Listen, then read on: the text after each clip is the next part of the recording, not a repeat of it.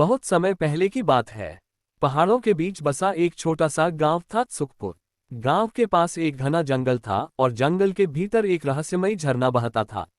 लोग उसे जादुई झरना कहते थे। मान्यता थी कि जो भी सच्चे दिल और अच्छे इरादे से उस झरने का पानी पी, उसकी एक इच्छा पूरी हो जाती है। गांव में आरव नाम का एक गरीब लेकिन ईमानदार लड़का रहता था। वह अपने बूढ़े पिता के साथ रहता और मेहनत मजदूरी करके गुजारा करता था। उसके पिता अक्सर बीमार रहते थे। आरव चाहता था कि उसके पिता हमेशा स्वस्थ रहें। एक दिन गांव में खबर फैली कि झरने का पानी अब बहुत कम समय के लिए ही जादू करेगा। ये सुनकर कई लालची लोग जंगल की ओर भाग पड़े। कोई धन मांगना चाहता था, कोई ताकत, तो कोई दूसरों से आगे निकलना।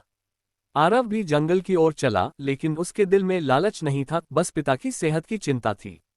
जंगल बहुत डरावना था। रास्ते में जंगली जानवरों की आवाजें, ऊंचे नीचे पहाड़ और घने पेड़ थे।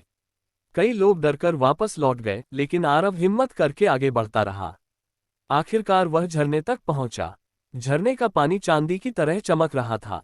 तभी एक बूढ़ा साधु प्रकट हुआ और बोला, इस झरने का पानी वही पी सकता है जिसका दिल सच्चा हो। बताओ, तुम क्या चाहते हो? आरव ने विनम्रता से कहा, महाराज, मैं अपने लिए कुछ नहीं चाहता, बस मेरे पिता स्वस्थ हो जाएं। ये सुनकर साधु मुस्कुराए। उन्होंने झरने का पानी आरव को दिया और कहा, तुम्हारी निस्वार्थ भावना ही तुम्हारा सबसे बड़ा धन है। आरव ने पानी लेकर घर लौटते ही अपने पिता को पिलाया। चमत्कार हुआ, पिता पूरी तरह स्वस्थ हो गए। अगले दिन जब गांव वाले झरने के पास पहुंचे तो वह साधारण झरना बन चुका था। जादू खत्म हो गया था, लेकिन एक बात हमेशा के लिए गांव वालों के दिल में बस गई। पिता के स्वस्थ होने के बाद आरव की जिंदगी बदल गई। अब वह पहले से भी ज्यादा मेहनत करने लगा। गांव वाले उसकी सच्चाई और अच्छाई की मिसाल देने लगे। लेकिन कुछ लोगों के मन में अब भी जादुई झरने को लेकर लालच भरा था। गांव में वीरसेन नाम का एक धनवान लेकिन घमंडी व्यक्ति रहता था। उसे यह बात हजम नहीं हो रही थी कि एक गरीब लड़के को जादू मिल गया और वह खाली हाथ रह गया। उसने सोचा, अगर झरने का जादू खत्म भी हो गया है तो शायद कोई रहस्य अभी बाकी हो। एक रात वीरसेन चोरी छिपे जंगल पहुंचा।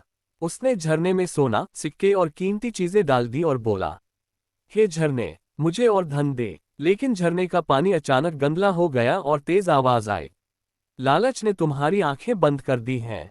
डर के मारे वीरसेन भाग खड़ा हुआ। अगली सुबह गांव में हाहाकार मच गया। गांव का कुआं सूखने लगा और फसलें मुरझाने लगीं।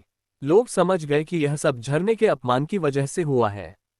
गांव वाले आरव के पास पहुंचे और बोले, तुम ही कुछ कर सकते हो, तुमने झरने की कृपा पाई है।